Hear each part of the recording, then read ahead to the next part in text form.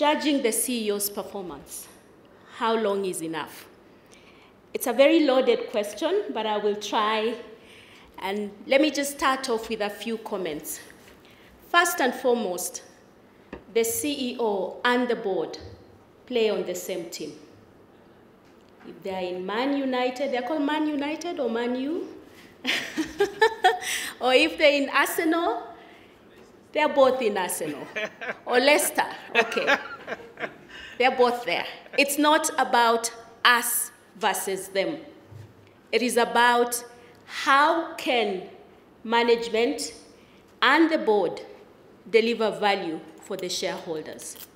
So it is about how does the board support the CEO to deliver on his mandate.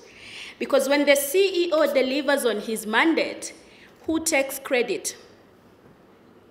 Who takes credit? The board or the chairman. Yeah, so they're both on the same team. And one of the main characteristics of boards that have been seen over time to be highly effective are those boards that support the CEO on delivering their mandate. So when the CEO achieves their targets, the board has achieved their target.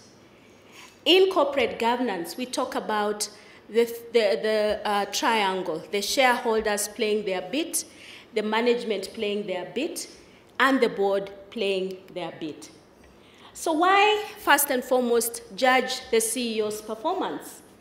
First, sometimes the board's expectations of the CEO are totally misaligned to what the CEO themselves have set out to do. I was told of a board once that recruited a very young CEO. They were the type of board that Paul was talking about a few minutes ago when he said the average age was 67. So they recruit this young CEO, and off he goes to South Africa and comes back with very nice ideas about how he can move this organization to the next level. And of course, those ideas were not aligned to what the board members' view about the next level was. And therefore, the board and the CEO started quarreling. So the first thing you must do is, part of the evaluation of a CEO is to actually align the expectations.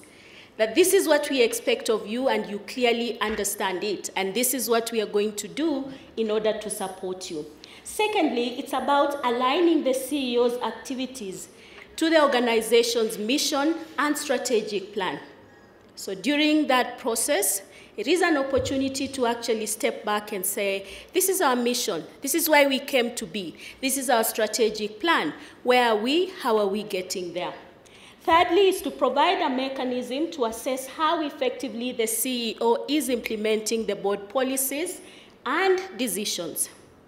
Because the board cannot be successful without implementation. The board probably meets 4 times in a year, and they finish their meeting and they go away. But unless they have a very effective implementer, then their decisions are actually not useful to the shareholders. The other one is to provide an objective basis for recognizing and rewarding excellent performance by the CEO. So you have a CEO who's performing very, very well. How do you recognize that performance? How do you reward it so that even them, they are actually motivated